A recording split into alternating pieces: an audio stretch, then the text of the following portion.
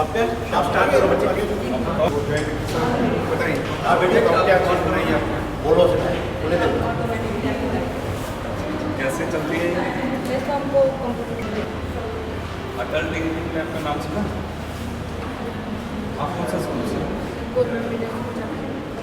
कठुआ वो लड़की कहाँ है क्या ये भी करो सर ये हमने एक प्रोजेक्ट बनाया नशा मुक्त भारत पे। सर हमने नशा मुक्त भारत बनाना है तो हमने ये कृष्णा टॉपिक दिया है। Hello everyone.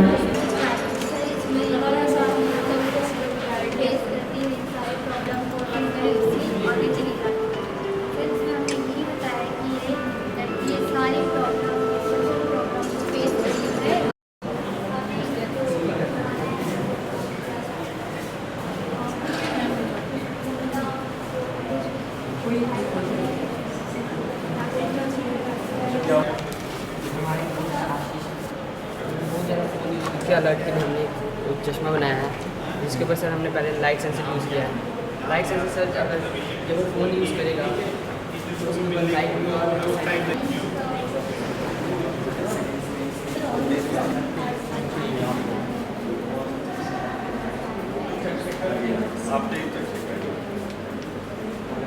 ये तो क्या बनाएंगे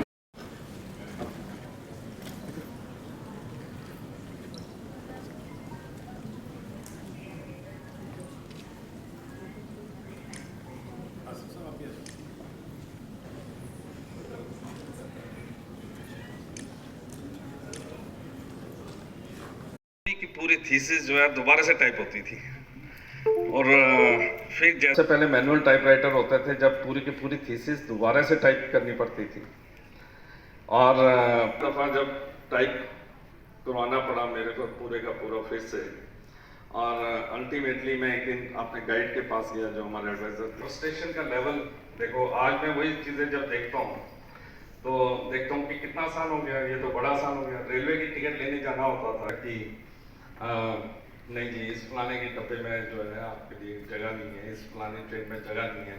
2 घंटे के बाद वो फिर से वापस आकर दोबारा लाइन में लगते थे। फिर पता लगता था कि अरे साहब इसकी भी ख़त्म होगी। तो अब क्या है अब तो आप आराम से बैठती ट्रेन की किसी भी चीज़ की।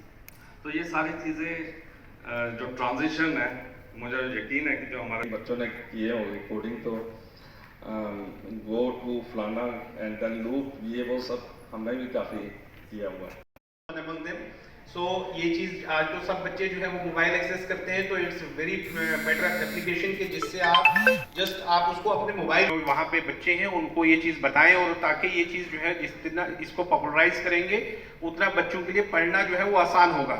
देखना और सुनना जो है वो कहानी ऐसे अगर पढ़ी होगी तो वो शायद भूल भी जाती है लेकिन वो कभी भूलती नहीं है। तो इसलिए जो आज की ये जो आईटी सेक्टर का जो देन है मगरा के प्लानिंग के श्री बिलाल साहब हमारे डीपीओ साहब यहाँ पे आए हुए सभी टीचर्स और कैरियर और जितने भी हमारे स्टाफ मेंबर्स आए। तो सबसे पहले तो मैं आपको मुबारकबाद देता हूँ आज आईटी डेज के इस अवसर पे, आईटी डे के इस अवसर पे।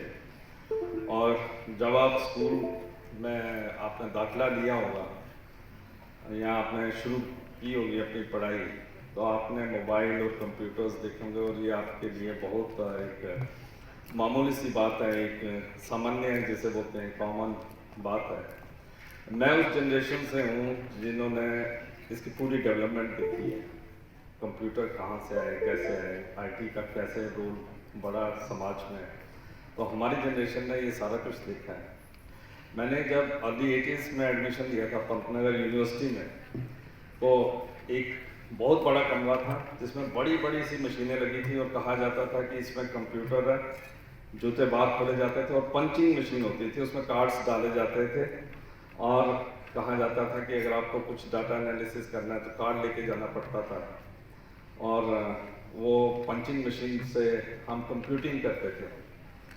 उसके बाद पर्सनल कंप्यूटर्स आए जो बड़े इक्का दुक्का हमारे बड़े बड़े प्रोफेसर्स और लैब्स में होते थे और उसमें भी जूते बाहर खोल के जाना होता था उन कमरों में, और यूनिक्स पे और MS-DOS पे चलते थे वो, और सारी कमांडें याद करनी पड़ती थी। आपकी तरह आज की तरह विंडोज़ पे सीधा क्लिक नहीं करना होता था, ना माइक्रोसॉफ्ट वर्ड होता था।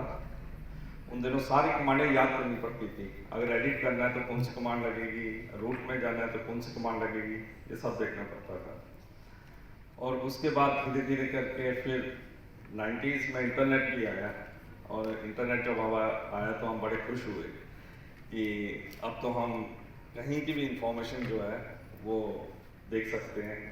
पोर्टल्स तब तक इतने डेवलप नहीं हुए थे।